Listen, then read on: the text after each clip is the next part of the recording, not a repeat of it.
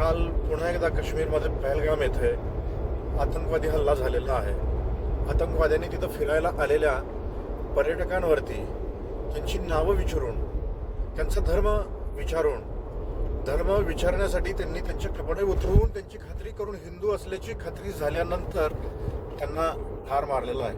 कालच्या या इस्लामी दहशतवादी हल्ल्यामध्ये सुमारे 27 किंवा त्यापेक्षाही अधिक पर्यटकांचा मृत्यू झालेला आहे. अतिशय धक्कादायक आणि शॉकिंग असणारी ही बातमी आहे. गेली काही वर्ष झालं काश्मीर खोरं शांत होतं. तसं टार्गेट किलिंगच्या घटना ह्या घडत होत्याच, पण या निमित्तानं पूर्ण देशभर आणि देशातल्या समस्त हिंदूंनी याच्यावरती गांभीर्यानं विचार केला पाहिजे.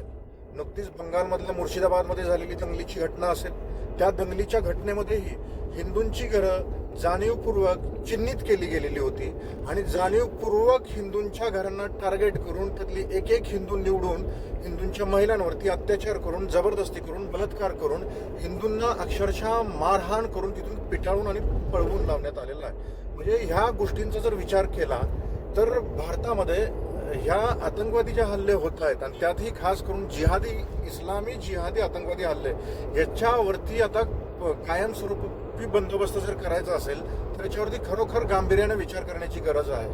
तसंही गेली अनेक वर्ष, 100-150 नव्हे तर गेली हजारो वर्ष भारत ह्या इस्लामी दहशतवादी हल्ल्यांचा बळी पडलेला देश आहे. त्याच्यामुळं गेली 1000 वर्षापासून भारत ह्या गोष्टीला तोंड देतोय.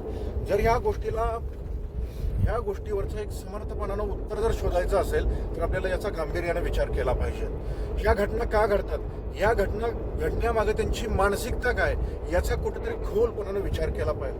पहलगाममध्ये काल जे घडलं ते अतिशय भयावह होतं, भयानक होतं.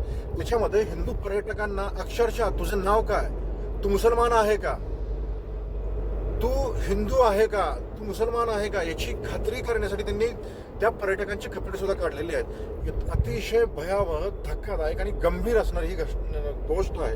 त्याच्यावरती आता तोडगा काढण्याची वेळ आलेली आहे. 1000 वर्ष भारत ह्या गोष्टीला तोंड देतोय. मग ह्या गोष्टीचं मूळ नेमकं काय, तर हे शोधण्याची गरज ह्या निमित्तानं निर्माण झालेली आहे.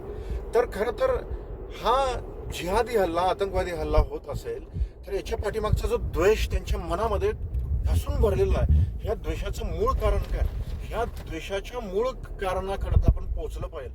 तसंही हा प्रकार नवीन नाही. हजारो वर्ष भारतावरती ही इस्लामी आतंकवादी हल्ले सुरू झालेले आहेत, हजारो वर्षापासून. जर ह्या गोष्टीच्या मुळाशी जर जायचं असेल तर आपल्याला त्या प्रत्येक गोष्टीचा नीट अभ्यास करावा लागेल. ते इतिहासाचं पान ना पान चढावं लागेल. पहिला दहशतवादी मोहम्मद बिन कासमापासून तो औरंगजेबापर्यंत प्रत्येक ह्या इस्लामी आतंकवाद्याचं चरित्र तपासलं पाहिजे. आणि मी खरं त्याच्याही पुढे जाऊन सांगतो, केवळ भारतावरती झालेल्या ह्या इस्लामी आतंकवादी हल्ल्यांकडं म्हणजे तेवढ्याच आतंकवादी हल्ल्यांचा अभ्यास करून न थांबता त्याच्याही पूर्वी इस्लामच्या अभ्यासाकडे वळलं पाहिजे. इस्लामच्या इतिहासाचं पान ना पान चाललं पाहिजे आणि त्यांच्या मनामध्ये कुठून हा द्वेष, हा तिरस्कार निर्माण होतोय, हा शोध घेतला पाहिजे. जेव्हा आपण ह्या इस्लामी इतिहासाचा अभ्यास आपण करू त्याच वेळेस ह्या तिरस्काराचा, ह्या द्वेषाचा शोध आपल्याला लागेल आणि हा शोध घेतल्यानंतरच याच्यावरती आपल्याला काही ना काही एक कायमस्वरूपी उत्तर शोधता येईल. एवढंच मला या निमित्तानं सांगायचं होतं. आणि ह्या दहशतवादी हल्ल्यामध्ये जे कोणी मारले गेलेले आहेत त्यांच्या प्रती श्रद्धांजली तर आपण अर्पण करतोच, पण किती श्रद्धांजली अर्पण करायचं हाही प्रश्नच आहे. याच्यावरती आता कायमस्वरूपी उत्तर शोधण्याची ही वेळ आहे.